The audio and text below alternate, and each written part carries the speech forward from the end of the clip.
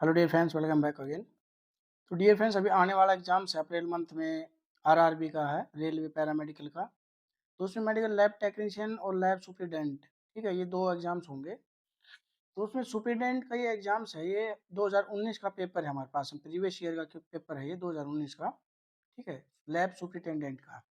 तो इसके अंदर जो भी एमसीक्यू दे रखे हैं उनको हम एक्सप्लेन करके यहाँ पे आपके सामने लेके आए हैं, ताकि बच्चों का भी आने वाला एग्जाम में कुछ हेल्प हो सके। तो यहाँ पे जो भी एमसीक्यूज हैं उनको तो हम करेंगे उसके साथ में उनके साथ में कुछ और भी क्वेश्चंस हो जाएंगे। अगर 100 एमसीक्यूज हैं इसके अंदर, तो 100 एमसीक्यूज और हम इसके अंदर आपको करवा देंगे, ताकि आपके आने वाला एग्जाम के लिए काफ़ी हेल्प हो सके। ठीक है, इसमें कुछ साइंस के एमसीक्यूज भी आएंगे और पैरामेडिकल के जो सब्जेक्ट्स होते हैं उनके एमसीक्यूज सब मिक्स हैं, और रीजनिंग मैथ वगैरह भी होती है। ठीक है, तो हम यहाँ पे अपने सब्जेक्ट के सभी एमसीक्यूज को लेकर चलेंगे। तो आप सभी रिक्वेस्ट है कि प्लीज़ चैनल पर फर्स्ट टाइम सब्सक्राइब कर लीजिएगा और वीडियो को लाइक और अपने फ्रेंड सर्कल में जरूर शेयर कीजिएगा। ठीक है, चलिए स्टार्ट करते हैं। तो पहला क्वेश्चन इसमें है, the fragment of tissue taken out when organ from living person for examination cold. ठीक है, एक प्रशिक्षण के लिए जीवित व्यक्ति का अंग से लिए गए उत्तक के टुकड़े का क्या कहा जाता है? एडिशन, बायोप्सी, स्मीयर, क्रायोस्टेट। ठीक है, तो यहाँ पे देखो, बायोप्सी हिस्टो का सैंपल है, हिस्टोपैथोलॉजी का। तो बायोप्सी सैंपल लिया जाता है लिविंग पर्सन की बॉडी से, ठीक है, उसको हम बोलते हैं बायोप्सी। एक होता है ऑटोप्सी, ऑटोप्सी लिया जाता है डेड पर्सन, जब हम किसी का पोस्टमार्टम करते हैं तो वहाँ पे जो सैंपल लेते हैं उसको बोला जाता है ऑटोप्सी। तो हिस्टोपैथोलॉजी के दो टाइप के सैंपल होते हैं, बायोप्सी और ऑटोप्सी। ठीक है, और इसके अंदर जो सैंपल्स को फिक्स करने के लिए हम यूज करते हैं फॉर्मुलिन 10%। तो ये था हमारा हिस्टो का। नेक्स्ट क्वेश्चन है हमारा, the method use of measure the rate of reaction. अभिक्रिया दर को मापने के लिए प्रयोग किया जाने वाला तरीका क्या होता है? Immuno method, kinetic methods, and point methods. ठीक है, ये केमिस्ट्री का क्वेश्चन है, तो यहाँ पे हमारा ऑप्शन हो जाएगा काइनेटिक मेथड्स। नेक्स्ट क्वेश्चन है, hormone secreted by the anterior pituitary gland. Anterior pituitary gland से कौन सा हार्मोन सिक्रेट नहीं होता है, इन्होंने यहाँ पे पूछा है। तो gonad releasing hormones, adrenocorticotropic hormone, thyroid hormones, parathyroid hormones. यहाँ पे राइट ऑप्शन है इनका पैराथायराइड हार्मोन्स। अब हम बात करते हैं एंटीरियर पिट्यूटरी से कौन कौन से हार्मोन सिक्रेट होते हैं। अगर हमें ये पता होगा तभी तो हम उसका राइट आंसर दे पाएंगे। तो एंटीरियर पिट्यूटरी ग्लैंड क्या होता है? पी शेप की पिट्यूटरी ग्लैंड वो होती है, शेप होती है इसकी पिट्यूटरी ग्लैंड का, और इसका साइज बहुत छोटा होता है, इसको मास्टर ग्लैंड कहा जाता है। तो पिट्यूटरी ग्लैंड के दो लोब होते हैं, एंटीरियर लोब और पोस्टीरियर लोब। तो एंटीरियर जो लोब होता है इससे कौन कौन से हार्मोन निकलते हैं? हमारा ग्रोथ हार्मोन निकलता है जिसको हम सोमेटोट्रोपिन हार्मोन बोलते हैं, prolactin hormone, TSH, FSH, LH और एसीटीएच, एमएसएच। एमएसएच जो होता है, तो ये हार्मोन्स निकलते हैं। पीआरएल मतलब प्रोलैक्टिन हार्मोन जो हमारा काम करता है, इसका जो रोल होता है वो होता है लैक्टेशन के टाइम पे मिल्क का प्रोडक्शन करना। एफएसएच जो होता है ये हमारा इन्वेट वो करता है कि इनफर्टिलिटी के अंदर एग वगैरह वो इवोल्यूशन का काम करता है वहाँ पे। ठीक है, फॉलिकुलर स्टडी में काम आता है। और एलएचएस होता है वो स्पर्म के, मेल जो होता है उसके स्पर्म्स को प्रोडक्शन में काम करता है, और फीमेल के एग प्रोडक्शन में काम करता है एलएच हार्मोन। एसीटीएच जो होता है ये होता है स्टिमुलेटिंग हार्मोन होता है, एड्रीनोकोर्टिकोटेक्स। और ये जो प्रोड्यूस करता है कोर्टिसोल हार्मोन, इसको प्रोड्यूस करता है, स्ट्रेस और का काम करता है, स्ट्रेस वगैरह में बढ़ाता है उसको, और रीएब्जॉर्प्शन का काम करता है। ठीक है, तो ये जो हार्मोन होते हैं एंटीरियर एंटीरियर लोब से सिक्रेट होते हैं। Growth hormone, PRL, TSH, FSH, LH, ACTH. MSH जो होता है ये होता है मेलेनिन स्टिमुलेट करता है हमारे प्रोडक्शन को। जो पिगमेंट्स होते हैं, हमारी स्किन का जो कलर होता है उसके लिए होता है एमएसएच। ठीक है, मेलेनोसाइटिक स्टिमुलेटिंग हार्मोन होता है, ये स्किन का जो कलर होता है उसको कलर देता है हमारी स्किन को। ठीक है, पिगमेंट का काम करता है, और जो स्किन होती है उसको अल्ट्रावायलेट रे से बचाता है। तो एमएसएच जो होता है उसका मेन काम यही होता है कि जैसे अंग्रेज लोग होते हैं वो भूरे होते हैं, ठीक है, गोरे होते हैं, उनके अंदर ये हार्मोन कम मिलता है। और हम लोग जो इंडिया के होते हैं उनके अंदर एमएसएच हार्मोन का प्रोडक्शन ज़्यादा होता है, तभी वो ब्लैक होते हैं यहाँ पे। ठीक है, तो ये और भी हमारे एंटीरियर लोब के सीक्रेट होते हैं। और पोस्टीरियर लोब से निकलते हुए होता है ऑक्सीटोसिन और एडीएच। ऑक्सीटोसिन का काम होता है कि ये इसको इस हार्मोन को, ऑक्सीटोसिन हार्मोन को लव हार्मोन भी बोलते हैं। ठीक है, ये जनरल क्वेश्चन होता है कि लव हार्मोन कौन सा होता है? तो ये ऑक्सीटोसिन हार्मोन को लव हार्मोन बोलते हैं कि ये उसको बढ़ाता है हमारे। और एडीएच जो होता है एंटी डायरेटिक हार्मोन, और या इसको वैसोप्रेसिन हार्मोन भी बोला जाता है। ये रेगुलेट करता है वाटर बैलेंस को बॉडी के अंदर, इंक्रीज करता है, और ये एब्जॉर्प्शन का काम करता है, और किडनी वगैरह की उसमें हेल्प करता है एब्जॉर्प्शन में। तो ये हमारा यहाँ पे है पिट्यूटरी। एक क्वेश्चन था, इसके साथ मैंने आपको कम से कम 10 क्वेश्चन बता दिए हैं। इन चीज़ों को आप नोट डाउन करते रहिएगा, ठीक है। आगे आगे मैं ऐसे ही बताऊंगा आपको। नेक्स्ट है precaution followed against bio hazard include, ठीक है। बायो हजार्ड इसमें हम कौन कौन से प्रिकॉशन लेते हैं? Prevent of self injury during space collection, ठीक है। डिकंटामिनेशन ऑफ लेबोरेटरी इंस्ट्रूमेंट रेगुलरली, वो भी होता है। इम्यूनाइजेशन ऑफ लेबोरेटरी पर्सन, जो भी स्टाफ होता है लैब के अंदर, सभी के इम्यूनाइजेशन टेस्ट होते हैं उनको। अगर किसी के टेस्ट में इम्यूनाइजेशन में प्रॉब्लम्स होती है, जैसे कि बिट उसका HbA टेस्ट किया जाता है एंटीबॉडी, अगर वो किसी कम होता है तो उसको HbA के इंजेक्शन लगते हैं। इस तरह से हर किसी का एनुअल हेल्थ चेकअप होता है लेबोरेटरी के अंदर। तो ये सभी ऑप्शन यहाँ पे राइट है। नेक्स्ट है हमारा ये एक मैथ का सवाल है, ठीक है। Next reaction in which energy is release to surrounding are known as reaction. Endothermic reaction, redox, coupling और एक्सोथर्मिक। जिस अभिक्रिया में ऊर्जा पर्यावरण में उत्सर्जित होती है उस अभिक्रिया को क्या कहा जाता है? देखो ये दो चीजें होती हैं यहाँ पे, जो ऊर्जा निकल रही है उसको क्या कहा जाता है, यहाँ पे ये पूछ रहा है, उसको हम बोलते हैं एक्सोथर्मिक। एक्सोथर्मिक क्या होते हैं? The reactions that release energy from the system in the that from of heat. कोई भी सिस्टम होता है, ठीक है, जैसे कि हम वाटर गर्म करते हैं तो उसके अंदर से रिलीज होती है वो हीट, ठीक है। तो वो हो जाता है हमारा एक्सोथर्मिक, क्योंकि हीट जो अंदर से बाहर की तरफ निकलने लग रही है। और एंडोथर्मिक जो होती है वो चीजें होती है बाहर से जो हीट होती है वो अंदर आ जाती है, ठीक है। उसमें उल्टी रिएक्शन हो जाती है। ये reaction that the system absorb energy from its surrounding in the from of heat. दो चीजें होते हैं, एक्सोथर्मिक में हीट जो होती है अंदर से बाहर की तरफ जाती है, और एंडोथर्मिक में जो हीट होती है वो बाहर से अंदर की तरफ आती है। Component of professional socialisation include. पेशेवर समाजीकरण के घटकों में शामिल है नॉलेज एंड स्किल, एटीट्यूड से professional value, all of the above. तो यहाँ पे राइट ऑप्शन हो जाएगा हमारा सभी। ये भी रीजनिंग का एक सवाल है। और ये नेक्स्ट हमारा spherical mirror whose reflect surface is carved inward and face toward the centre of the spare is called. एक गोले दर्पण जिसकी पर्यावर्तक सतह अंदर की ओर मुड़ी हुई है और उसके फलक गोले के केंद्र की ओर मुड़े हुए हैं, उसे क्या कहते हैं? देखो यहाँ पे है कॉन्वेक्स लेंस। अब कन्वेंस लेंस क्या होते हैं? कनकेव लेंस, ठीक है। कनकेव लेंस को हम बोलते हैं हिंदी में अवतल लेंस। एक लेंस होता है उत्तल लेंस, एक होता है अवतल लेंस, ठीक है। उत्तल लेंस को बोलते हैं हम कन्वेक्स और कनकेव को बोलते हैं हम अवतल लेंस। अवतल लेंस जो होता है वो किनारी से थिक्कर होता है, और थिनर जो होता है वो सेंटर से मोटा होता है। नजदीक की चीज वस्तु देखने के काम आता है इसका, ये लेंस का काम करता है नजदीक की वस्तुओं को दिखाता है। अगर किसी को नजदीक की प्रॉब्लम होती है तो उनके लेंसेज जो होते हैं अवतल लेंस लगाए जाते हैं। और जो कॉन्वेक्स लेंस होता है उसका काम होता है दूर की वस्तुओं को देखना। तो ये क्या मिलेगा?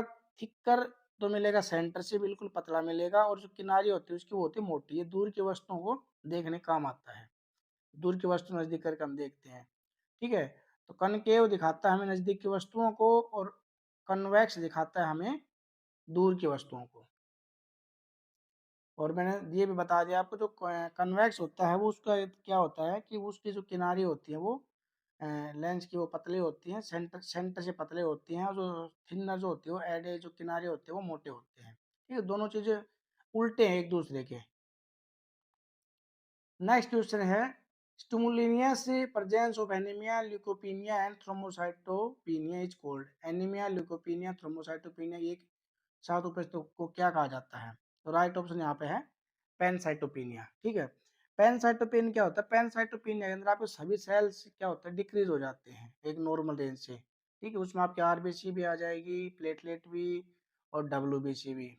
ये सभी चीजें एक साथ में डिक्रीज हो जाती है, उसको हम पेनसाइटोपिनिया कहते हैं, ठीक है। मेगलोब्लास्टिक एनीमिया है, इसके अंदर आपका फोलिक एसिड और विटामिन B12 कम हो जाते हैं। सिकल सेल में जो आरबीसी के सेल्स होते हैं, शेप होती है वो सिक्कल बन जाती है, एक साइड से कट जाती है, जैसे कटा हुआ चांद होता है ना, उस टाइप की हो जाती है, सिक्कल की जैसे हो जाती है, ठीक है। आम भाषा में उसको हम दराती बोलते हैं ना, कटी हुई दराती होती है उस टाइप की।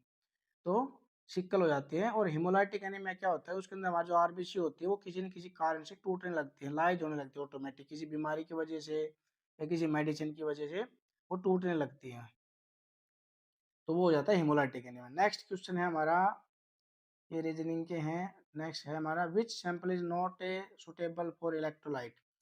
इलेक्ट्रोलाइट के लिए कौन सा सैंपल सुटेबल नहीं होता है, whole blood with heparin, serum sample, arterial blood, haemolysed blood.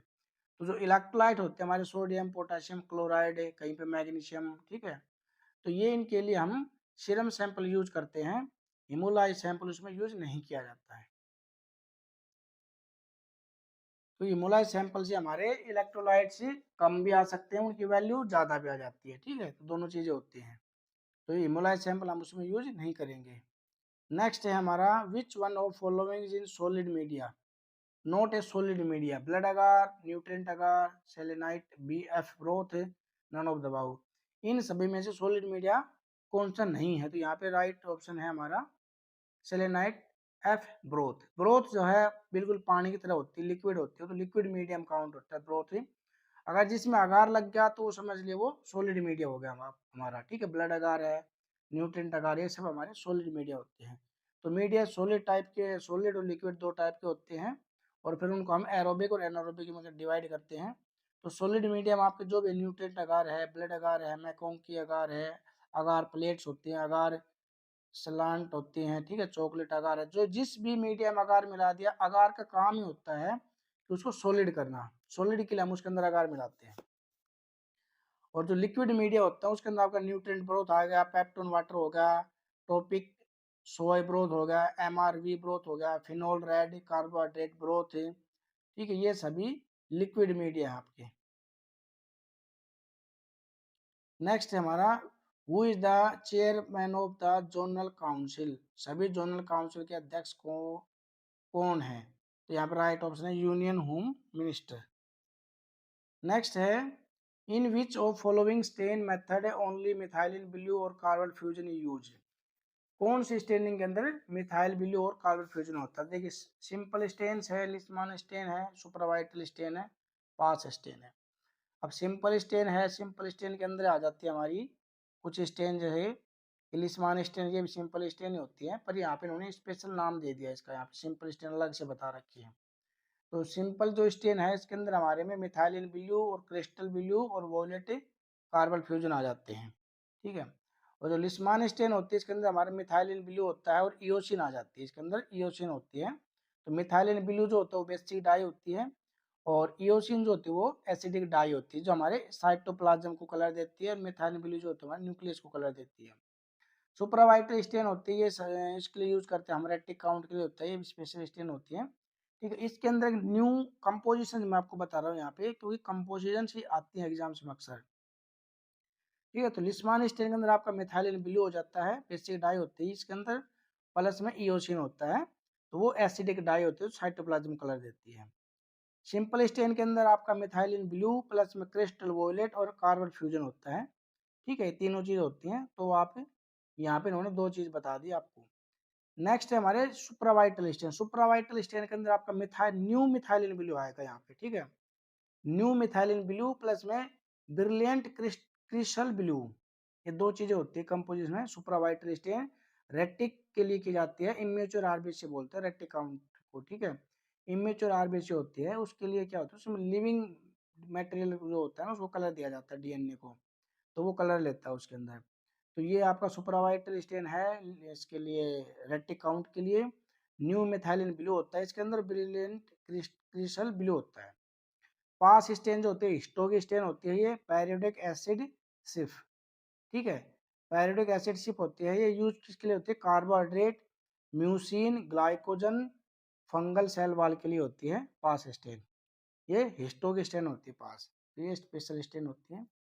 Next है हमारा, the amount of anticoagulant in CPDA 300 ml blood collection bag is, CPDA 300 ml के रक्त के बैग में भाई कितना अमाउंट हम एंटीकोगुलेंट लेते हैं, जो हमारे बैग होते हैं वो 300 मतलब 300 ml के 400 ml के ऐसे होते हैं ब्लड बैंक के अंदर, तो उनके अंदर एंटीकोगुलेंट ऑलरेडी डल के आता है, ठीक है। तो ये CPDA और CPD दो टाइप के बैग होते हैं। तो CPDA 300 ml का बैग है, उसके अंदर 100 ml ब्लड के अंदर 14 ml ये साइट्रेट डाला जाता है। ठीक है, 100 ml के अंदर 14 ml। तो उस हिसाब से एक आप आइडिया लगाइए तो 45 ml यहाँ पे आएगा। ठीक है। CPDA होता है साइट्रेट फॉस्फेट डेक्सट्रोज एडिनिन, और CPD हो जाएगा साइट्रेट फॉस्फेट डेक्सट्रोज। ये दो टाइप के बैग होते हैं। तो CPDA की वैलिड होती है 35 डेज के लिए रखते हैं हम इसको, फ्रीज में रखते हैं 2 से 6 डिग्री टेम्परेचर पे। तो ये अक्सर एग्जाम में आते हैं भाई, CPDA की क्या वैलिड वैलिड कितने दिन तक वैलिड होता है उसका ब्लड जो होता है वो, और कितने टेम्परेचर पे रखते हैं, क्या फुल फॉर्म होती है। तो ये ब्लड बैंक के क्वेश्चन हैं, ये ऑलरेडी मैंने अपने यूट्यूब चैनल पे अपलोड कर रखे हैं। ब्लड बैंक के RD मेडिकल MLT 29 पे भी हैं और RD मेडिकल साइंस पे भी हैं, दोनों जगह पे हैं। ब्लड बैंक के MCQ बहुत अच्छे अच्छे MCQs हैं, तो आप विजिट जरूर कीजिएगा। और जितने भी पुराने MCQs के और भी वीडियो हैं वो आप हमारे प्ले लिस्ट पे जाएंगे, प्रीवियस ईयर के क्वेश्चन पेपर्स हैं उनके अंदर मिल जाएंगे आपको। तो नेक्स्ट है, which of following help to keep reagent और केमिकल ड्राई। निम्न में कौन सी किसी अन्य अभिक्रम या रसायन को सूखा रखने में मदद करता है? अंबर बोटल्स या डेजिकेटर या प्लास्टिक बोटल्स या टेस्ट ट्यूब। डेजिकेटर्स होता है कंटेनर होता है, वो इनको रिजेंट्स को ड्राई रखने में हेल्प करता है। एक कंटेनर टाइप का होता है वो भी। ठीक है, तो उसमें क्या होता है, रिजेंट्स ड्राई रहते हैं। Which of the following does not include routine liver function? routine liver function test include नहीं है यहाँ पे। SGOT, एल्कलाइन फोस्फेटेज, बिलिरुबिन और बाइल एसिड। तो बाइल एसिड जो है वो रूटीन टेस्ट नहीं होता, लीवर का स्पेशल टेस्ट होता है। रूटीन टेस्ट के अंदर आपका SGOT, SGPT, alkaline phosphatase, bilirubin total, bilirubin direct, bilirubin indirect, total protein और एल्ब्यूमिन, ये सब आ जाते हैं GGT। ठीक है, ये सभी लीवर के टेस्ट होते हैं LFT के अंदर जो आते हैं।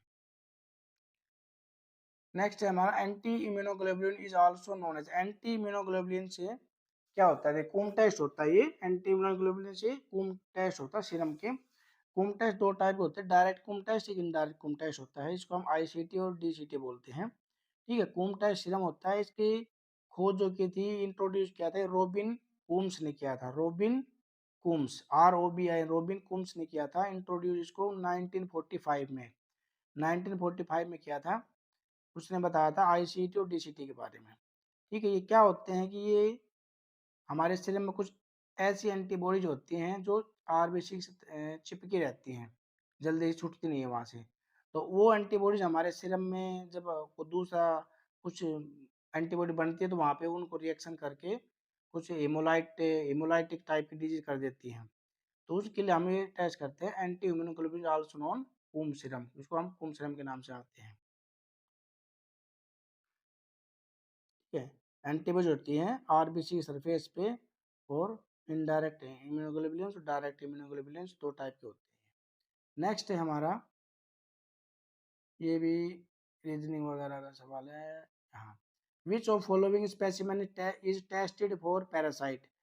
कौन सा टेस्ट इनमें से सैंपल जो है पैरासाइट के लिए हम करते हैं, स्पेसिमेन लेते हैं, निम्न में कोई किस नमूने का प्रशिक्षण परजीवी के लिए किया जाता है, पैरासाइट के लिए किया जाता है। यूरिन के अंदर भी होते हैं, ब्लड के अंदर भी होते हैं, यूरिन ब्लड दोनों। राइट ऑप्शन का ठीक है, यहाँ पे C है। यूरिन के अंदर पैरासाइट भी होते हैं और ब्लड के अंदर भी होते हैं। ठीक है, तो पैरासाइट्स कौन से होते हैं, जैसे ब्लड के अंदर हम करते हैं मलेरिया। ठीक है, मलेरिया क्या, प्लाज्मोडियम। प्लाज्मोडियम ये वाइवैक्स है। तो प्लाज्मोडियम वाइवैक्स, प्लाज्मोडियम फैल्सिफोरम ब्लड के होते हैं।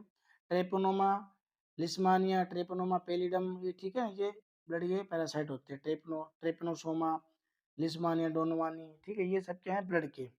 और यूरिन के अंदर भी होते हैं कुछ, ट्राइकोमोनास वेजिनलिस, जो अक्सर फीमेल्स के यूरिन में मिलता है और मेल्स में मिलता है कंटामिनेशन होने के बाद में, मेल्स में आ जाता है तो उसको हम ट्राइकोमोनास बोलते हैं, होमिनी करके। और फीमेल्स मिलेगा उसको ट्राइकोमोनास वेजिनलिस बोलते हैं। शिस्टोसोमा हिमेटोबियम बोलते हैं, होता है यूरिन के अंदर। और वाउचेरिया बैंक्राफ्टी और माइक्रोफिलेरिया। माइक्रोफिलेरिया ब्लड के अंदर भी हो जाता है, माइक्रोफिलेरिया यूरिन के अंदर भी आ जाता है, दोनों में होता है। तो जो कॉमन जो होते हैं यूरिन के अंदर वो यही होते हैं, ट्राइकोमोना वेजिनलिस और शिस्टोसोमा हेमेटोबियम, ये यूरिन के पैरासाइट होते हैं common. The maximum permissible dose for the whole body of radiation worker. जो एक्सरे टेक्नीशियंस होते हैं उनको आपने देखा हो, कभी एक्सरे करते हैं तो एक गैजेट होता है उनके पास में, कॉलर के पास में, ठीक है। तो वो क्या होता है कि वो जो रेडिएशंस आते हैं उनको काउंट करता है। तो बड़ी बड़ी लैबें होती है ना, उनके अंदर ज़्यादातर एक्सरे टेक्नीशियंस होते हैं, वो एक गैजेट लगा के रखते हैं अपने कॉलर पे या बटन के पास में। तो वो क्या करता है, जो रेडिएशंस होते हैं वो काउंट होती रहती हैं, तो साल में उनको एक बार उनके जांच के लिए भेजा जाता है कि भाई कितनी ज़्यादा रेडिएशन इनकी बॉडी में हो चुकी है। ठीक है, तो ये एनएबीएल की जो लैबें होती है, एनएबीएच हॉस्पिटल, उन्हीं के अंदर मिलता है ज़्यादातर ये चीज़ें। ठीक है, उनके मैक्सिमम टाइम होते हैं, मैक्सिमम रेंज होती है, तो विकिरण के संपर्क में आने वाले श्रमिकों के पूरे शरीर के लिए अधिकतम स्वीकार्य खुराक क्या होती है, देखिए 10 M 10 M rem per year. ठीक है, 15 5 8, तो यहाँ पे 5 एम रेम पर ईयर है। तो ये क्या होता है कि एक रेडियोलॉजी के जो भी हम स्टार्ट करते हैं, रेडियो इसके अल्ट्रा एक्सरेज वगैरह, तो एक अर्ब करके होता है, AERB अर्ब होता है। ये एक लाइसेंस लेना पड़ता है हमें रजिस्ट्रेशन के लिए, एटॉमिक एनर्जी रेगुलेटरी बोर्ड, यहाँ से लाइसेंस लेते हैं हम जो रेडियोलॉजी डायग्नोस्टिक सेंटर लगाते हैं वहाँ के लिए। ठीक है, और एक होता है NRC, न्यूक्लियर रेगुलेटरी कमीशन। ठीक है, तो ये इन चीज़ों को मॉनिटर करते हैं, ये बोर्ड होते हैं इनको रेडियोलॉजी के लिए। तो ये यहाँ पे जो होता है इसकी मिली, ठीक है, मिली सीवर्ट होती है ये, इसकी रेंज मिली सीवर्ट। और जो ये रेंज होती है ये 5000 मिली सीवर्ट में होती है, और अगर आप एम में देंगे तो उसको 5 मिली रिवर्ट रेम पर ईयर हो जाती है पूरी बॉडी के लिए, 5 रेम। ठीक है, तो एम जो है ये है मिली रेम होगा ये। तो पर ईयर के लिए हो जाएगा, पूरी बॉडी के लिए 5 आ जाएगा इसमें। और एक होता है MSV पर ईयर, MSV की देखेंगे तो वहाँ पे आ जाएगा आपका ये 50। ठीक है, तो ये रेडियोलॉजी का क्वेश्चन था। नेक्स्ट हमारा RH type is based on the D antigen present in, RH typing D antigen पर आधारित है जो कि खालिस्तान में होता है, प्लेटलेट, लिम्फोसाइट, इओसिनोफिल, RBC। तो जो भी RBC एंटीजेंस होते हैं ब्लड ग्रुप के, वो RBC की सरफेस पे होते हैं। ठीक है, सभी एंटीजेंस RBC की सरफेस पे मिलते हैं हमारे, तो ये काउंट करेंगे उसी में। नेक्स्ट है which of following catalyse producing bacteria, catalyse producing bacteria कौन से हैं, तो यहाँ पे आएगा स्टेफाइलोकोकाई है। तो कैटालाइजिंग जो भी हम माइक्रोबायोलॉजी केमिकल टेस्ट लगाते हैं उनमें कैटालाइज टेस्ट होता है।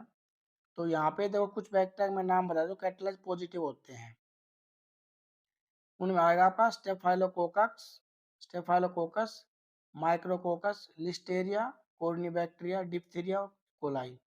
ये जो सभी होते हैं कैटालेज पॉजिटिव टेस्ट बैक्टीरिया होते हैं, इनमें कैटालाइज टेस्ट लगाएंगे ना आप तो पॉजिटिव आएंगी। बायोकेमिकल टेस्ट होते हैं माइक्रोबायोलॉजी के। The commonly use fixative of slide preparation, slide preparation के लिए हम कॉमनली यूज करते हैं फॉर्मेलिन। ठीक है, यहाँ पे फॉर्मेलिन होते हैं। बेनेडिक्ट ये होता है यूरिन का टेस्ट करते हैं हम, शुगर, वो बेनेडिक्ट रिजेंट आ जाता है उसमें, डिस्टिल वाटर होगा ये, नन ऑफ द अबव। तो यहाँ पे फॉर्मेलिन होती है, फॉर्मेलिन कितने परसेंट होते हैं, 10% फॉर्मेलिन हम इसमें यूज करते हैं। नेक्स्ट है हमारा acid फोस्फेटेज estimation is done in disease related. Acid फोस्फेटेज जो होता है वो किसके लिए करते हैं हम, एसिड प्रोस्टेट होता है, प्रोस्टेट के लिए करते हैं कि प्रोस्टेट से रिलीज होता है, सिक्रेट होता है। तो प्रोस्टेट ग्लैंड जो होता है हमारी बॉडी में, वो इसको रिलीज करता है, वहाँ से सिक्रेट होता है। तो अगर ये बढ़ जाता है तो प्रोस्टेट की प्रॉब्लम होती है कुछ ना कुछ मरीज को। और लाइसोसोम से भी सिक्रेट होता है, ये प्रोस्टेट ग्लैंड से होता है, फंजाई से भी सिक्रेट होता है थोड़ा थोड़ा। All of which type of investigation are use, सभी विशेष प्रकार के जांच में उपयोग होता है। Type 1 reagent, grade water, type 2 grade water, type 3। ठीक है, यहाँ पे हम करें डिस्टिल वाटर की बात। जो लैब्स होती हैं देखिए, वाटर को है ना 3 ग्रेड में डिवाइड किया गया है वाटर को। तो टाइप 1 जो होता है सबसे अच्छा वाटर होता है, उसको अल्ट्रा प्योर वाटर बोलते हैं, यूज करते हैं हम उसको, हाईली सेंसिटिव जगह पे यूज किया जाता है। ठीक है, जैसे मोलिकुलर बायोलॉजी लैब्स होते हैं उनमें, और HPLC लैबों में, और आपका बाकी जो सेल कल्चर वगैरह होते हैं वहाँ पे इन चीज़ों को यूज करते हैं। ठीक है, तो टाइप 1 जो सबसे अच्छा वाटर होता है। टाइप 2 जो होता है वो हम नॉर्मल अपनी जनरल लैब्स होती है उनके अंदर होता है, प्यूरिफाइड वाटर होता है, वो हम अपनी जनरल लैब्स में यूज करते हैं। ठीक है, जैसे बायोकेमिस्ट्री होगी, बफर हो गए, कंट्रोल वगैरह बनाने होंगे, बायोकेमिस्ट्री, इलेक्ट्रोकेमिस्ट्री हो गई, इन सब चीज़ों में हम उसको यूज करते हैं। और जो थर्ड होता है वो हमारा होता है आरओ वाटर, उसको भी हम प्राइमरी ग्रेड वाटर बोलते हैं। ठीक है, और प्राइमरी ग्रेड वाटर बोलते हैं उसको, उसको हम आरओ वाटर के नाम से भी जानते हैं, थर्ड वाले को। ठीक है, तो थर्ड वाटर जो होता है वो हमारा होता है ज़्यादातर यूज किस चीज़ के लिए होता है, जैसे कि हमारी, जैसे कि ऑटोक्लेव होती है, ऑटोक्लेव के अंदर डालना होता है हमें, वाटर बाथ के अंदर डालते हैं। ठीक है, बीकर वगैरह साफ करने होते हैं, रिंसिंग वगैरह करनी होती है, उन सब चीज़ों के लिए हम इसको यूज करते हैं। और ये जो सोसाइटी, ये जो बना हुआ है वाटर ग्रेड, ये बना हुआ है ASTM। ASTM क्या होता है? American society for testing and materials. ठीक है, इनकी वजह, इन्होंने इसको डिवाइड किया गया है, कैटेगराइज किया गया है, ग्रेड्स में डिवाइड किया गया है वाटर की, अलग अलग ग्रेड्स में। ज़्यादा अगर हम यूज करते हैं डिस्टिल्ड वाटर, जो डिस्टिल्ड वाटर होता है वो हमारा ग्रेड 2 का होता है। नेक्स्ट है हमारा rice water stool is characterise features of. Rice water stool जो होता है हमारा कोलेरा में होता है, कोलेरा की डिजीज होती है। कोलेरा जो एक डिजीज होती है उसमें क्या होता है, जो स्टूल होता है वो राइस वाटरी होता है। तो उसमें क्या होता है, वाइब्रियो कोलेरा टेस्ट किया जाता है, विब्रियो कोलेरा। ठीक है, विब्रियो कोलेरा बैक्टीरिया को देखा जाता है, बिल्कुल राइस वाटर स्टूल होगा, बिल्कुल जैसे चावल का पानी होता है ना, उसकी तरह होता है स्टूल। तो उस तभी उसको राइस वाटर स्टूल बोलते हैं। तो विब्रिया कोलेरा एक बैक्टीरिया होता है, उसकी वजह से, कंटामिनेशन की वजह से आ जाता है, फूड कंटामिनेशन से, वाटर कंटामिनेशन से ये होता है ज़्यादातर। ये डिजीज जो है खोज की थी रॉबर्ट कोच ने। ठीक है, और जो ये कोलेरा डिजीज, हाँ, ये कोमा से बैक्टीरिया होता है, ये कोमा से बैक्टीरिया होता है। इसकी स्लाइड जो होती है वो अंदर से बिल्कुल किनारी से मोटी होती है, बीच में एडेज किनारी होती है, बीच में धसी हुई होती है थोड़ी सी। ठीक है, खड्डा सा होता है। तो जो वाटर स्टूल होता है ना, उसको जब यूज करते हैं माइक्रोस्कोप पे देखने के लिए विब्रियो कोलेरा को, क्योंकि ये मोटाइल बैक्टीरिया होता है और ये मूवमेंट करता है जैसे कि ट्राइकोमोनास करता है। तो जो स्लाइड, इसकी अलग से स्लाइड आती है, ग्लास स्लाइड अलग से आती है, तो उसको स्टूल को रख के कवर स्लिप रख के तब इसको देखा जाता है।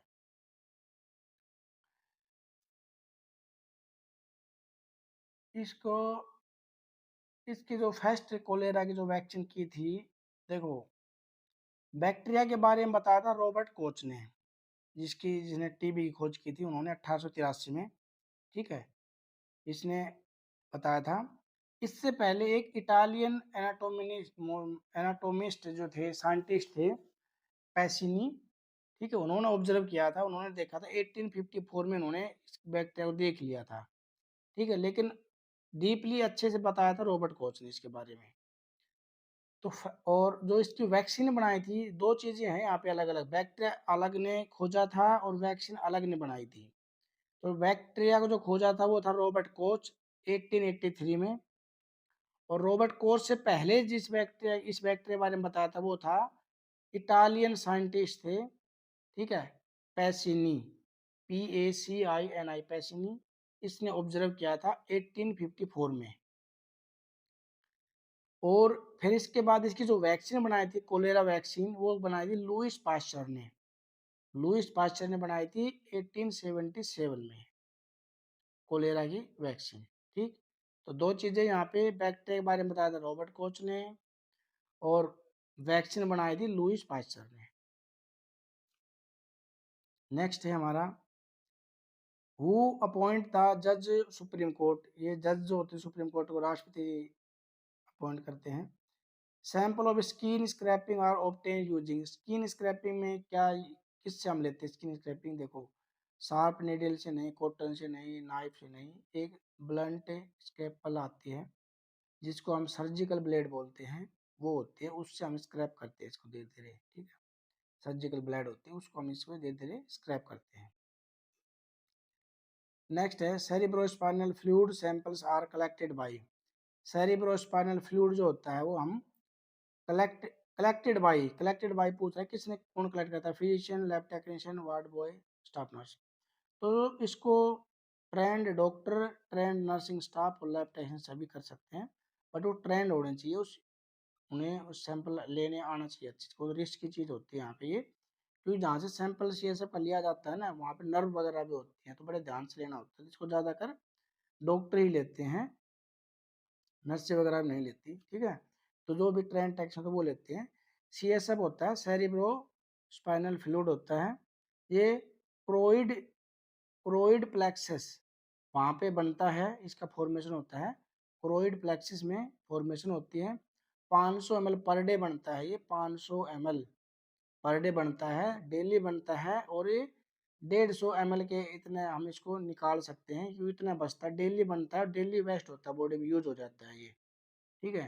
तो 20 ml पर आवर बनता है, 500 ml पर डे और 20 ml पर आवर, 1 घंटे में 20 ml बनता है, तैयार होता है। इसका जो कलेक्शन करते हैं हम लंबर से करते हैं, 3rd lumbar and 4th lumbar vertebra से इसका सैंपल लिया जाता है। तो CSF के बारे में मैंने पूरी जानकारी दे रखी है, आप अलग से वीडियो CSF के बारे में उसको आप देखिए, उसके अंदर कहाँ से लिया जाता है, पूरी जानकारी उसके अंदर, अलग अलग टेस्ट होते हैं, सब बता रखा है मैंने CSF के बारे में, ठीक है। नेक्स्ट है हमारा what temperature is maintain in bacterial incubator. Bacterial incubator होता है, उसका हम टेम्परेचर क्या होता है, तो बैक्टीरियल जो इंक्यूबेटर जब भी हम कल्चर लगाते हैं, कल्चर मीडिया रखते हैं, वो 37 डिग्री टेम्परेचर होता है। तो 37 से 38 डिग्री इसका टेम्परेचर काउंट किया जाता है, क्योंकि बैक्टीरिया ऑप्टिमम टेम्परेचर होता है बैक्टीरिया को ग्रो करने के लिए। नेक्स्ट है what is the SI unit of frequency. SI unit of frequency क्या होती है कि जो अलग अलग यूनिट होती है हर चीज़ की, जैसे किलो होती, ग्राम होती, इस तरह से, ठीक है। तो यहाँ पे फ्रीक्वेंसी पूछी स्पीड की, तो उसके हर्टेज हर्टेज आएगी, हर्टेज, ठीक है। और ये जो एम्पियर होती है, ये इलेक्ट्रिक करंट को मेजर करने के लिए होती है, एम्पियर, ठीक है, बिजली के। और डेसिबल होगी आपके इलेक्ट्रॉनिक साउंड वगैरह के लेवल को, सिग्नल को नापने के लिए। और डायप्टर जो होती है वो आपकी पावर ऑफ लेंस के लिए होती है, ठीक है, जो लेंस होते हैं उनके लिए होती है। नेक्स्ट है synovial fluid is collected from the synovial fluids. देखिए बॉडी के अंदर अलग अलग फ्लूइड होते हैं, उन्हीं के अकॉर्डिंग उनके नाम होते हैं। तो यहाँ पे जो साइनोवियल फ्लूइड होता है हम उसको लेते हैं ज्वाइंट से, और ज्वाइंट्स में आपके नी ज्वाइंट्स हो गए, शोल्डर ज्वाइंट्स हो गए, इनसे लिया जाता है, ठीक है। उसको साइनोवियल फ्लूइड बोलते हैं। अब फ्लूइड आपका एब्डोमेन से लेते हैं, पेरिक हार्ट से लिया जाता है, लंग से लिया जाता है, ब्रेन से लिया जाता है, और एमनियोटिक फ्लूइड लिया जाता है, ठीक है। तो ये अलग अलग फ्लूइड होते हैं। तो जो पेट से फ्लूइड लिया जाता है उसको हम बोलते हैं पेरिटोनियल फ्लूइड, या उसको बोलते हैं एसाइटिक फ्लूइड, ठीक है। दो जगह से पेट में अलग अलग कैविटी होती है ना, तो इसलिए उनको वहाँ से लिया जाता है पेरिटोनियल, और एक एसाइटिक, दो फ्लूइड होते हैं पेट के, इन्हीं का नाम है, मतलब पेरिटोनियल का एसाइटिक फ्लूइड है, ठीक है। और एक होता है पेरिकार्डियल फ्लूइड। पेरिकार्डियल फ्लूइड हम लेते हैं हार्ट से, जो हार्ट होता है उसके चारों तरफ लेयर होती है जो उसको सेफ रखती है, तो वो हो जाता है आपका पेरिकार्डियल फ्लूइड। लंग्स से लेते हैं हम, उसको बोलते हैं प्लूरल फ्लूइड, जो लंग्स के लेयर होता है प्लूरा लेयर, उसके चारों तरफ भरा होता है, उसको बोलते हैं प्लूरल फ्लूइड, लंग्स से लिया जाता है। प्लूरल कैविटी होती है ना, उसके चारों तरफ भरा होता है। ब्रेन से जो लिया जाता है वो बना होता है हमारा CSF।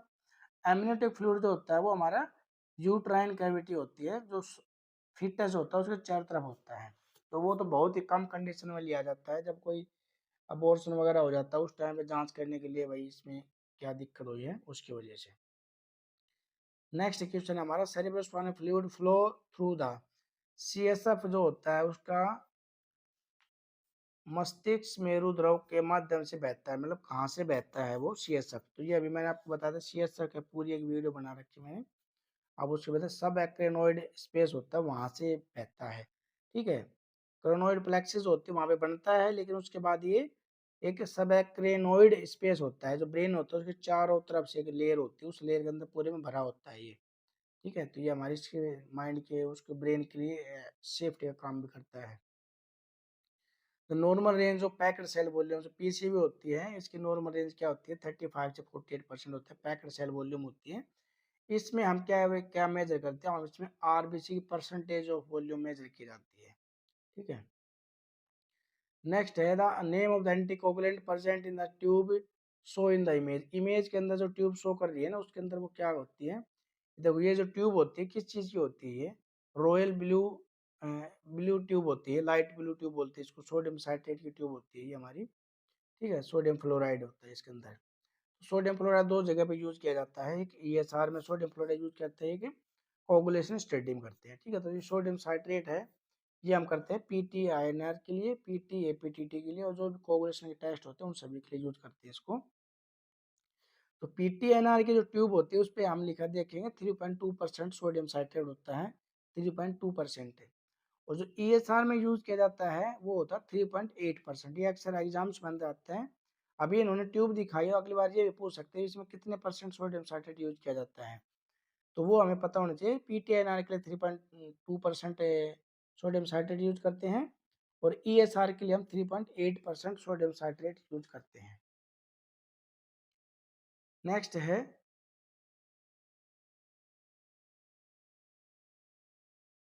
ESR equipment is known as, ESR उपकरण को किस नाम से जाना जाता है? सेंट्रीफ्यूज, सालेज ट्यूब और वेस्टिंग ट्यूब। ठीक है, ESR में हम वेस्टिंग ट्यूब यूज करते हैं। ESR के दो मेथड होते हैं, वेस्टिंग मेथड और विंट्रोप मेथड। तो विंट्रोप की ट्यूब छोटी होती है, उसकी साइज में उसको हम PCB के लिए भी यूज करते हैं। और वेस्टिंग की जो ट्यूब की लंबाई होती है वो ज़्यादा होती है, बेस्ट भी होता है उसके हिसाब से। ठीक है, तो वेस्टर्न ग्रीन ट्यूब यूज होती है यहाँ पे। Normal level of total protein present in cerebrospinal fluid.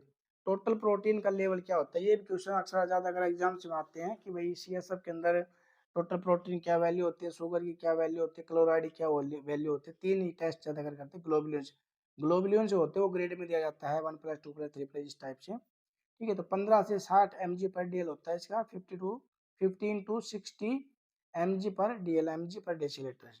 ठीक है, प्रोटीन होता है ये। और ग्लूकोज होती है, जो शुगर होती है वो 50 से 80 mg/dl तक होती है, 50 से 80 mg/dl होती है। जो क्लोराइड होता है वो आपका 110 से 125 मिलीमोल पर लीटर होता है। ठीक है, तो ये तीनों चीजें हमें पता होनी चाहिए। इन चीजों जो जो चीजें आपको एक्स्ट्रा बता रहा हूँ आप उनको नोट डाउन करते रहिएगा, और पेपर के टाइम पे जरूर रिवीजन करके जाइएगा इसको।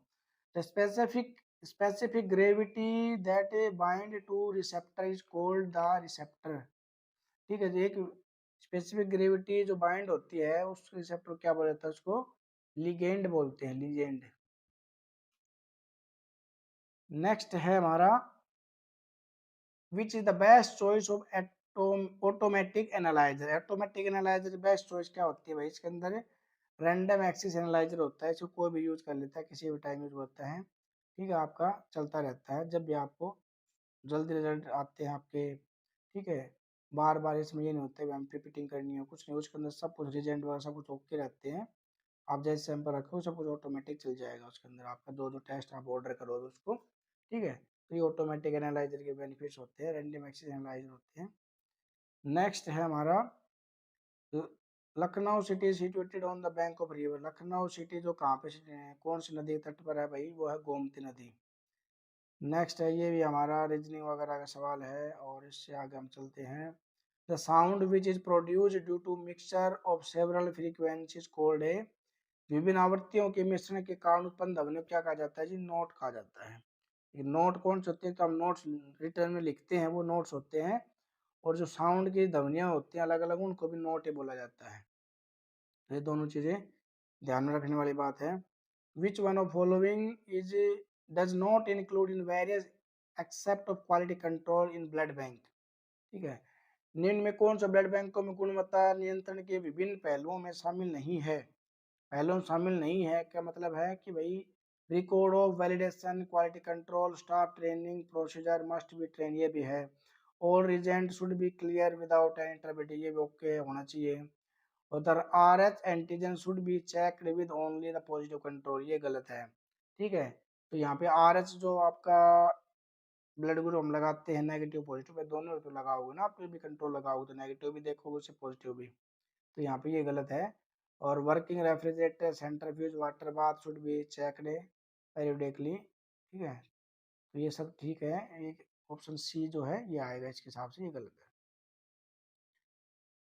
नेक्स्ट है भाई, ये इमेज है यहाँ पे, ये इमेज देखो, अगर किसी ने इमेज देख रखी होगी तो तुरंत पहचान जाएगा। ये एक प्लेट होती है, इसको रीड करते हैं। ठीक है, तो ये होता है एलाइजा रीडर इंस्ट्रूमेंट होता था पहले, अब यूज नहीं होता, ये बंद हो चुका है।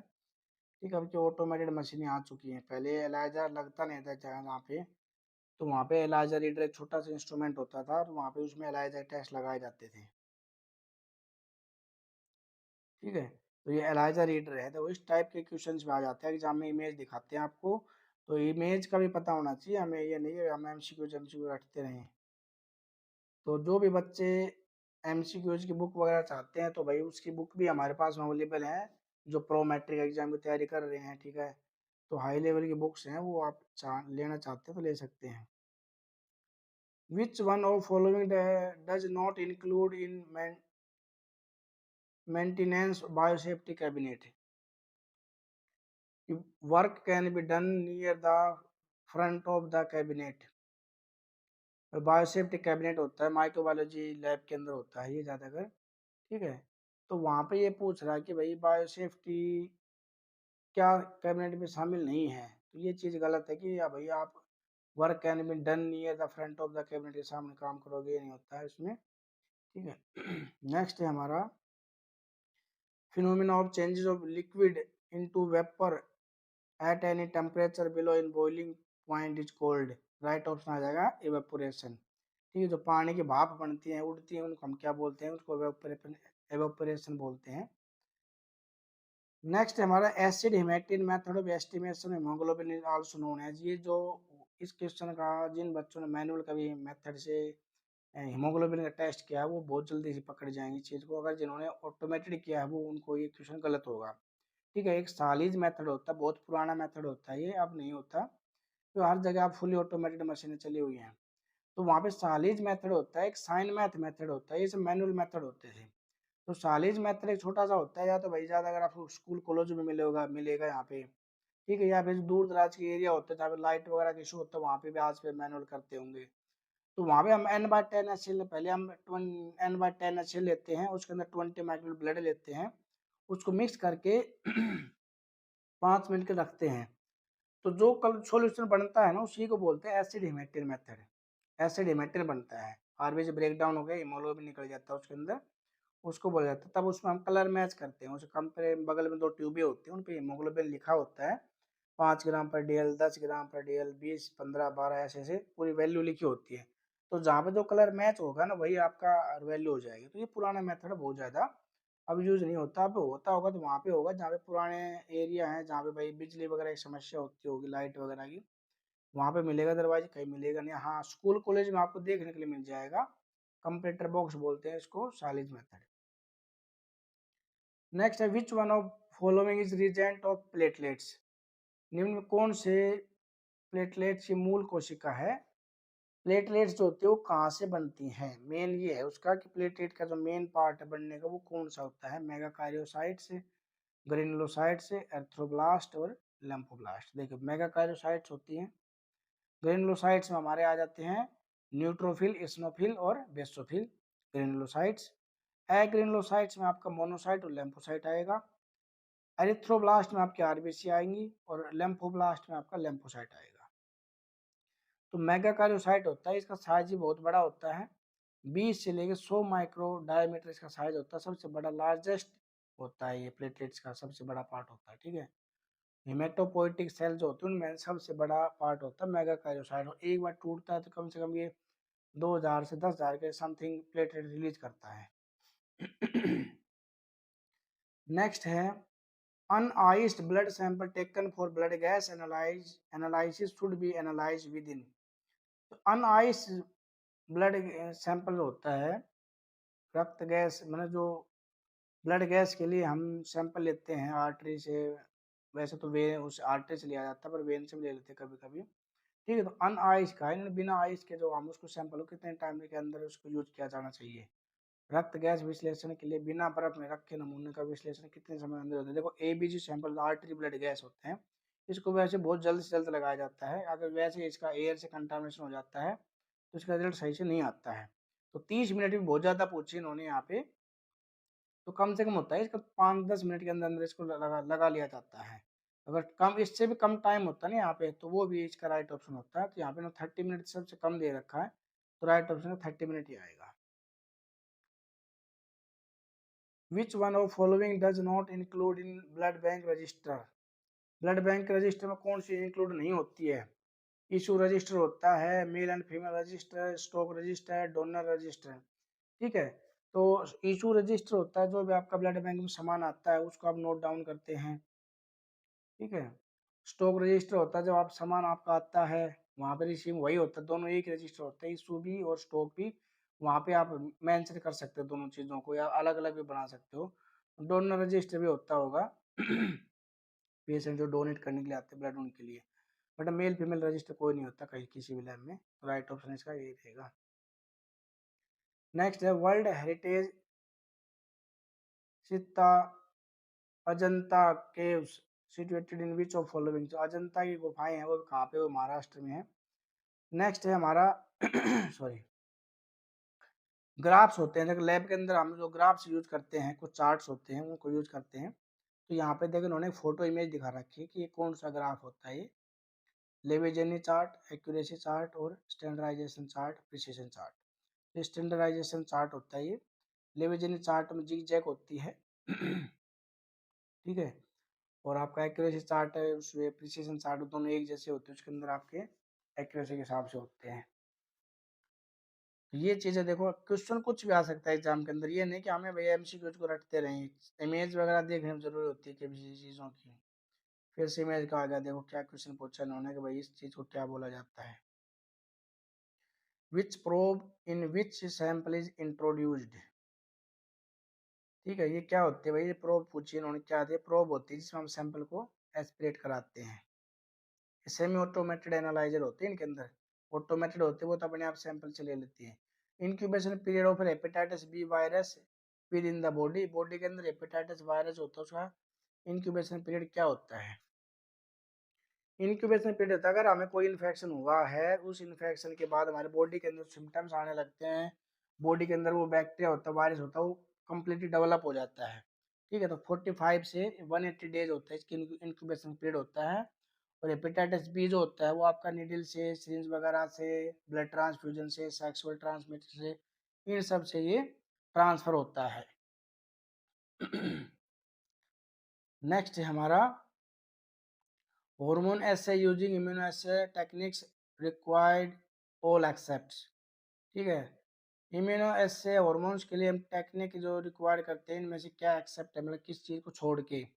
भाई वॉशिंग सॉल्यूशन होता है, उसके अंदर सीरम सैंपल लिया जाता है, कैलिब्रेशन भी होता है, पर टेप वाटर यूज उसमें नहीं होता है। Which one of following does not include criteria for blood donor. इनमें कौन सा रक्तदाता के लिए मानदंड में शामिल नहीं है। वेट करते हैं जी, ये भी होता है, एज भी होती है, हेमोग्लोबिन भी ठीक है, मंथली ब्लड डोनेशन अलाउड। कोई भी पेशेंट अगर डोनेट करके जाता ब्लड एक बार, तो 3 महीने के अंदर, वो 3 महीने के बाद में आएगा, वो ये नहीं हर महीने आके डोनेट करता रहेगा। ठीक है, हर महीने ही डोनेट करता है तो वो होते हैं तो पैसे वैसे डोनेट करते हैं, वो लोग करते हैं, लेकिन ये गैर कानूनी होता है, उनको पकड़ लिया जाता है। वो तो ड्रग्स वगैरह लेते हैं या उनको कोई ना कोई बीमारी लगी रहती है। ठीक है, तो यहाँ पे आपका वेट भी होना चाहिए प्रॉपरली, और एज भी होती है उसमें, और हेमोग्लोबिन आपका कम नहीं होना चाहिए, 12.5 से नीचे नहीं होना चाहिए। ठीक है, और ब्लड डोनेट आप एक बार करने के बाद फिर 3 महीने के बाद करने के लिए आप दोबारा जाएंगे। नेक्स्ट है which one freedom fighters are given slogan do and die. करो या मरो का नारा भाई महात्मा गांधी ने दिया था, 1942 में दिया था, भारत छोड़ो आंदोलन के टाइम पे। द यूनिट ऑफ लेंथ, लंबाई की यूनिट क्या होती है, लंबाई यूनिट मीटर होती है। नेक्स्ट है which of following rays penetrate the ozone layer and attenuated foam foam and reach the earth. निम्न में कौन सी किरणें ओजोन परत में क्षीण रूप में प्रवेश कर पृथ्वी तक पहुंचती हैं। अल्ट्रावोलेट भी होती हैं, अल्ट्रावोलेट रे। ठीक है, नेक्स्ट है हमारा, ये मैथ के हैं यहाँ पे, what is the full form नीति या नीति आयोग। ठीक है, नीति आयोग होता है कि ऑर्गेनाइजेशन है, national institution for transforming India. Wesco में रेटिकुलोसाइट का सामान्य स्तर क्या होता है, रेटिक काउंट की नॉर्मल रेंज क्या होती है। देखिए रेटिक काउंट होता है क्या, रेटिक काउंट होता है immature RBC, immature red blood cells होता है, और इसकी नॉर्मल रेंज जो होती है 0.5 से 2.5 होती है, बच्चों के अंदर ज़्यादा होती है, अडल्ट में 0.5 से 2.5 होती है इमेच्योर आरबीसी। अबे लो कब होती है? लो होती है प्लास्टिक एनीमिया में, आयरन डेफिशिएंसी एनीमिया में कम हो जाती है, बोन मैरो की दिक्कत होती है, बोन मैरो में प्रॉब्लम होती है, तो ये कम हो जाती है। ठीक है, एनीमिया के पेशेंट जो होते हैं उनमें। तो जब किसी पेशेंट में एनीमिया होता है तो हम रेटिक काउंट पे करवा के देखते हैं भाई आरबीसी का प्रोडक्शन सही से हो रहा है कि नहीं हो रहा है। अगर ये कम हो रखी है तो इसका मतलब फिर आरबीसी बनने नहीं लग रही, ये काउंट टेस्ट किया जाता है। और हाई जो आ जाती है, हाई आती है हेमोलाइटिक एनीमिया में आ जाती है, ब्लीडिंग के टाइम पे भी ये ब्लीडिंग ब्लड डिसऑर्डर के टाइम पे हो जाती है। ठीक है, नेक्स्ट क्या है इसके अंदर है, स्टेनिंग कौन सी की जाती है रेटिक काउंट के लिए? तो रेटिक काउंट का पीछे क्वेश्चन भी आया था, रेटिक काउंट के लिए स्टेनिंग यूज करते हैं सुप्रावाइटल स्टेन। सुप्रावाइटल स्टेन की कंपोजिशन क्या होती है? न्यू मिथाइलिन ब्लू होते हैं, ब्रिलियंट क्रिस्टल ब्लू होता है कंपोजिशन होती है उसकी। ठीक है, तो यहाँ पे आपको स्टेनिंग भी बता दी, कंपोजिशन बता दी, नॉर्मल रेंज बता दी। अडल्ट के अंदर 0.5 से 2.5 होता है, जो इन्फेंट बच्चे होते हैं ठीक है 3 महीने तक के, उनके अंदर 2.5 से 6.5 होती है। और जो चिल्ड्रन हो जाते हैं यानी इन्फेंट होते हैं उनके अंदर 2 से लेके 1 से लेके 2 के बीच में हो जाती है।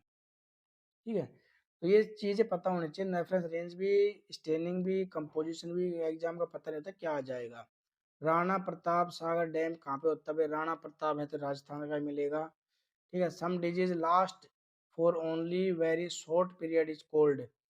सबसे कम पीरियड में जो डिजीज होती है उसको क्या बोला जाता है? जो बीमारियां होती हैं एक्यूट और क्रोनिक, ठीक है, दो टाइप की होती हैं। तो एक्यूट जो होती है वो अचानक जो होती है, क्रोनिक होती है वो धीरे धीरे धीरे धीरे धीरे धीरे पूरे शरीर में फैल जाती है, उसको बोला जाता है क्रोनिक। धीरे धीरे धीरे तक चलती रहती, पता नहीं चलता, हो जाती है क्रोनिक।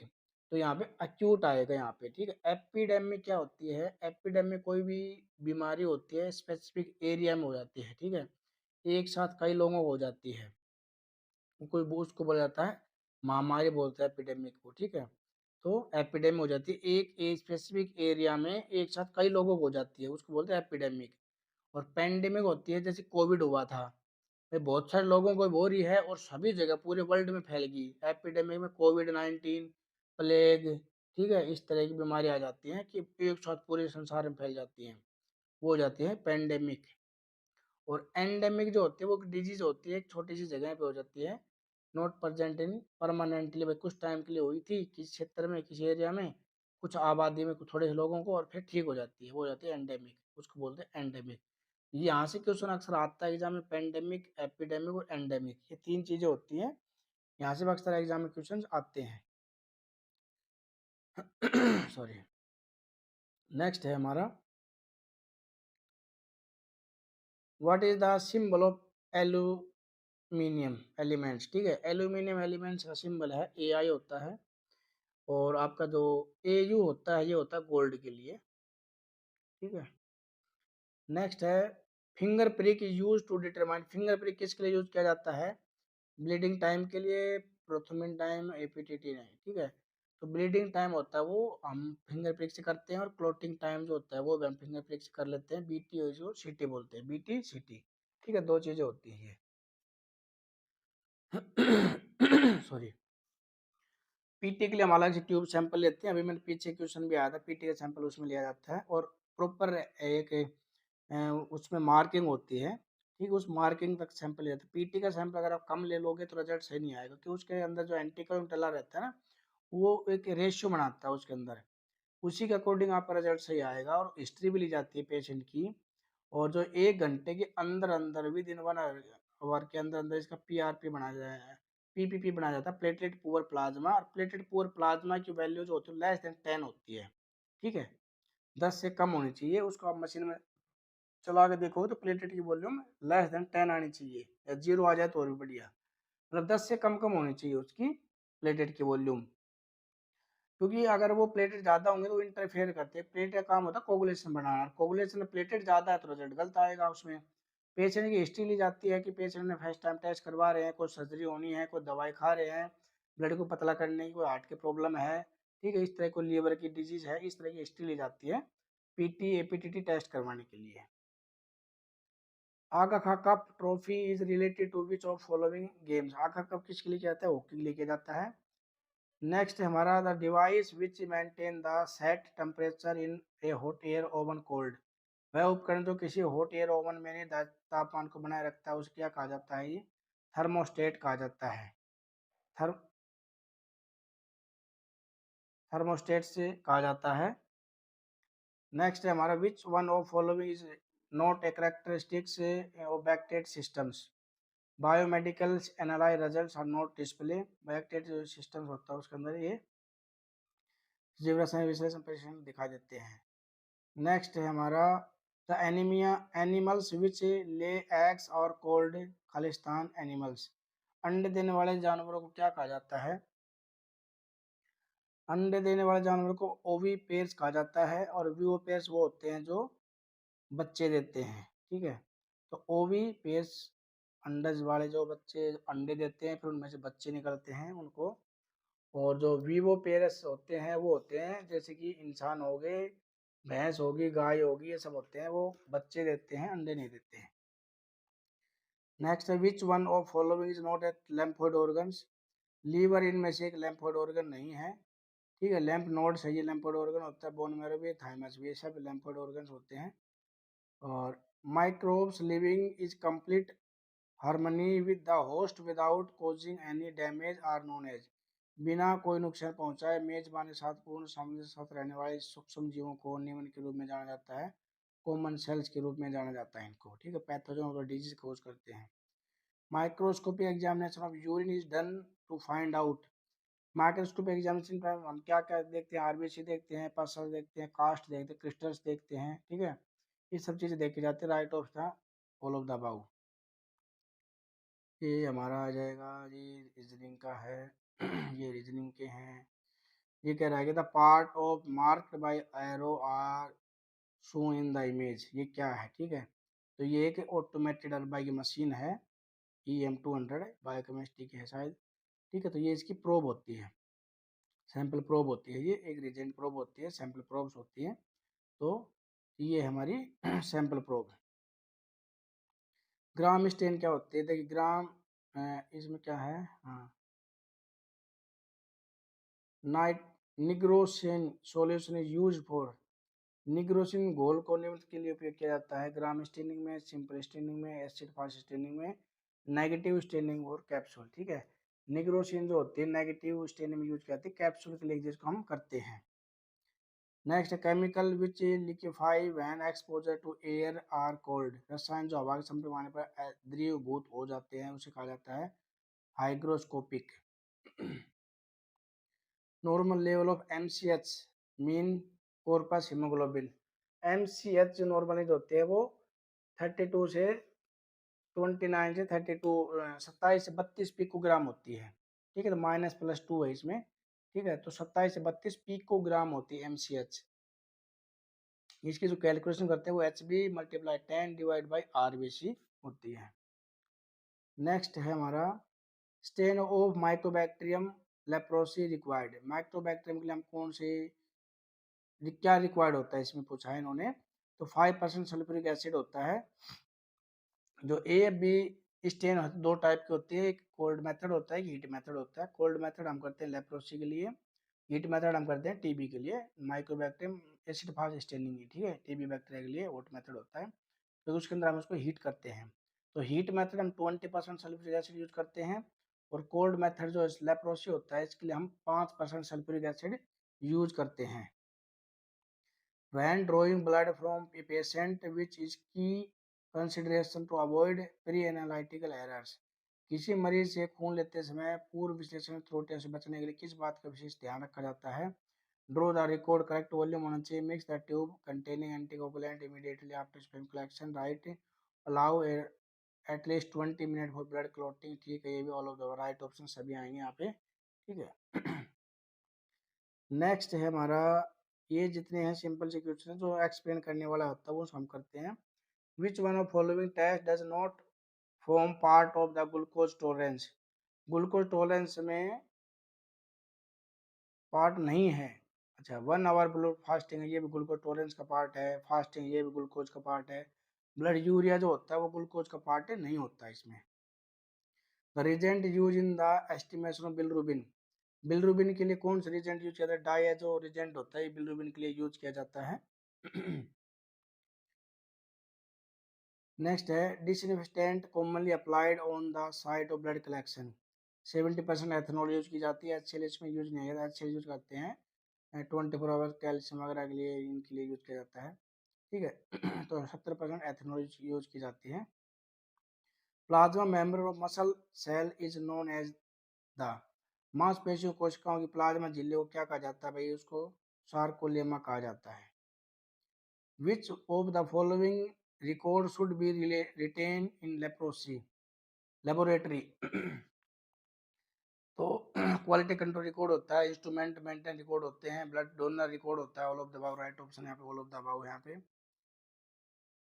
ये रीजनिंग का है पर reagent use in the estimation of glucose, glucose के लिए हम कौन सा रिजेंट यूज करते हैं, हेक्सोकाइनेज होता है, जीओडी पीओडी मेथड होता है, ऑर्थोटोलिडीन मेथड होते हैं, ये रिजेंट होते हैं।